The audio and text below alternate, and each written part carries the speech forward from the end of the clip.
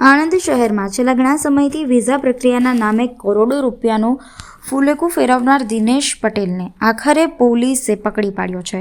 આણંદ પોલીસની ઝીણવટભરી તપાસ બાદ દિનેશ પટેલને મધ્યપ્રદેશના ઇન્દોર શહેરમાંથી દબોચવામાં આવ્યો હોવાની માહિતી સામે આવી છે.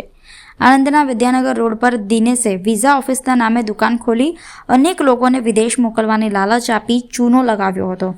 દિનેશ છેલ્લા 12 વર્ષથી વિઝા અને ઇમિગ્રેશન ક્ષેત્રે કામકાજના બહાને લોકો સાથે છેતરપિંડી કરતો હતો.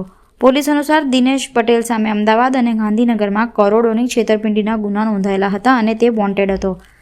દિનેશની એમપીમાં એક ખાસ સમાનતા હતી કે તે ઓફિસમાં નવા ભાગીદારો રાખી તેમને પણ છેતરતો હતો અને બાદમાં મોટી રકમ લઈને ગાયબ થઈ જતો હતો. અગાઉ પણ તે પોતાના પરિવારજનો અને ઓળખીતાઓ સાથે ભાગીદારીના નામે છેતરપિંડી કરી ચૂક્યો હતો.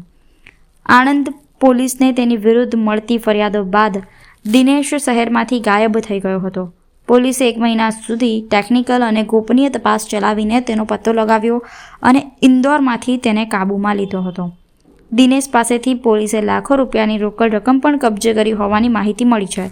પોલીસે આ મામલે વધુ તપાસ હાથ ધરી છે.